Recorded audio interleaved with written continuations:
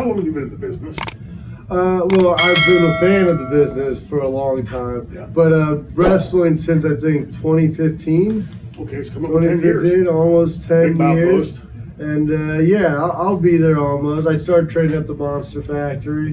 When I first started, I stopped fighting, and it wasn't that I wanted to stop fighting. It was just like, if you're not like in the UFC, supporting a family off like fighting mixed martial arts is really almost impossible, you know. Right, and I started pro wrestling, and the reason I started pro wrestling is I saw so many guys like Daniel Bryan and even Dolph Ziggler and others that weren't as big. And of course, there's Rey Mysterio, but he was one small guy in a world of giants, right? Well, now you got more and more guys, and they got the cruiserweights, and there was a lot going on, and there seemed like there was a more opportunity. And with the network, $9.99 at the time, it made it affordable for even me on my MMA salary, where I could watch pay-per-views again, and the legends of wrestling and everything. And I kind of found myself falling back in love with it. And that's when I actually sold my house in Vegas and moved to the Northeast, because there's way more wrestling in the Northeast than the Southeast, and there's on the West Coast, because I was in Vegas,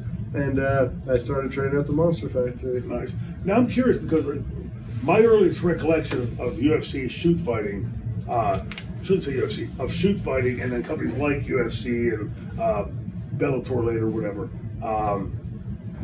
and I had no understanding of where it came from. Like, you know, we had boxing, we had football, all these different sports, and then boom, here's this new thing called UFC MMA fighting, and I thought, man, it's sort of gimmick right there. They already did it. Dennis Corluzzo, of course, was involved with the NWA in New Jersey at the time, and there was some kind of connection to his connection to Atlantic City. And if you remember, Atlantic City was the first one that said, you know, because prior to that, it was like, same as ECW, we were being likened with a human cockfight, right? Just tear each other's eyeballs out. Yeah. And you guys had the same thing, and then they came along and made the subtle adjustments. Just, you know. Well, I will say this: the original UFC rules, mixed martial arts rules, were anything goes. I think you couldn't bite or eye gouge. I think those were the two. But like, I remember one guy got punched in the groin until he just like tapped. Wow. Yes. You know, and like, whoa, you know. When I got to it, there was a lot more rules, but at the same time, it was still banned. Like you couldn't have an MMA gym in New York or in a lot of the states. Wow. And I trained in New York, but I did jiu-jitsu and like boxing, and then we'd have to go like spar people underground or randomly places. And what year would this have been? This is like 2005, 2006. Okay. Wow. That's probably when I started fighting. But I was already, because I wrestled in college, wrestled in high school, won states and nationals. Imagine that a pro wrestler having some real wrestling experience, right? And honestly, I would suggest to anybody that's watching that wants to get into pro wrestling, it's good, even if you don't use those moves in your character or your wrestling. To have that background, to know if you get stuck in a sticky situation, you've been there before, you can get out of it. And like, that's why I feel like when I started pro wrestling, one, I was very acclimated to the moves because I did some pro wrestling when I was a kid and then messing around as an adult. But by the time I got there, I was very comfortable in a ring and people grabbing me and me grabbing them back. You know? Yeah. I'm curious, what I always tell people about getting into wrestling when I did, it was pure happenstance, because I had no idea how do you get into wrestling? Where do you apply? There weren't internet and all these things today, right? Schools.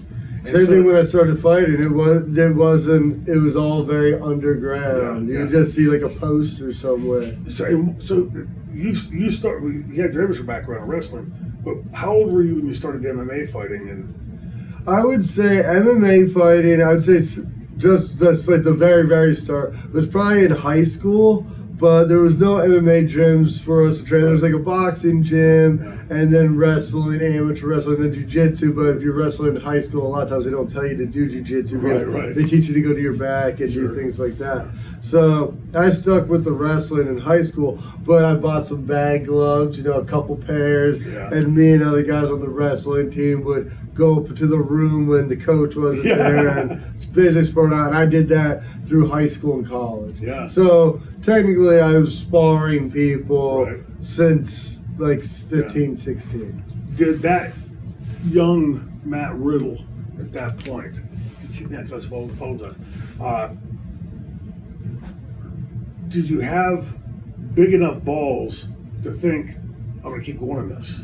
Well, I was always one of those guys, like, I knew I wouldn't be happy in a desk job or something like that. And I also didn't want to dig ditches my whole life either. Yeah. So I was like, I need to figure something out. Sure. And I really excelled at amateur wrestling. And when I saw that, I was like, hey, I got a feeling like this is probably like my outlet into this realm, this world, this pro wrestling world where I didn't, like you said, where do you train? Like, especially when you're a kid. And then like the people that did do pro wrestling, they also did MMA in a random wrestling. Oh, really? So the wrestling schools would have some MMA? So there was an amateur wrestling school, but in the back room there was a pro wrestling ring, and they also did pro wrestling and MMA because, right, there's the human cockfighters. This is around the same time, like 96, like when I was like just starting off in like middle school wrestling and going to camps and what have you, but they were like, stay out of that room. Yeah. You know? Yeah. I didn't like promoting.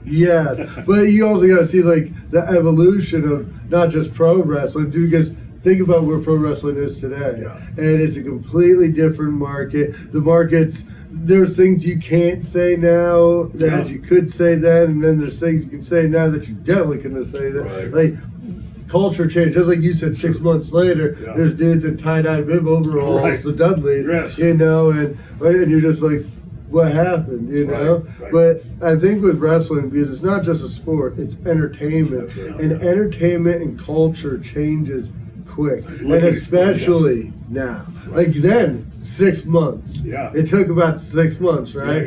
Now that can happen literally overnight. One viral video. Right. You know? It's curious because typically it's like behind the music episodes, right? It's different faces, different songs, but the story's pretty much the same. Yeah. These guys get together, they make great music, become super rich, hate each other, won't ever talk to each other again. And in wrestling, the same thing. Once we had cleared that hurdle of the human cockfight syndrome, it was the same year as UFC 1993. Paul Heyman was very hesitant to changing his product. And I get it. My brother was a set designer, an artist.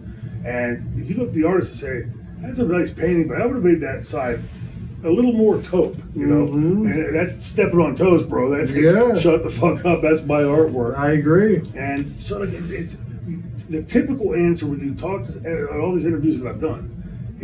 I started watching pro wrestling at a young age, loved it.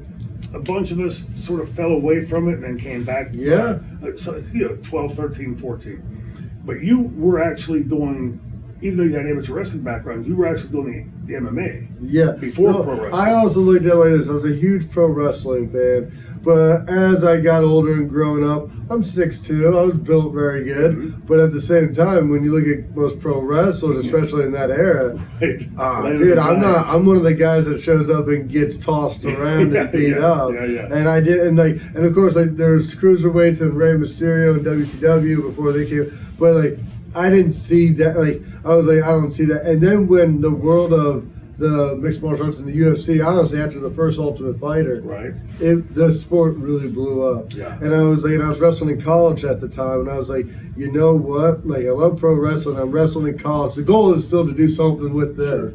You know, even though I'm there to get a degree in the health and phys ed. And but when I was there, I was just like, you know what? I think I can fight. And there's weight classes. There's more of an opportunity because I can, if it's not 185, it's 170, and then I can fit that niche right there. And then with my wrestling background, and I picked up jiu-jitsu really quick within the first year. I compete as much as possible. Usually when I pick something up, I want to do it all the time. So I compete. I probably had like 100 or so matches in the first year, and I was ranked top 20 in the world in that first year. Then I tried out for the Ultimate Fighter.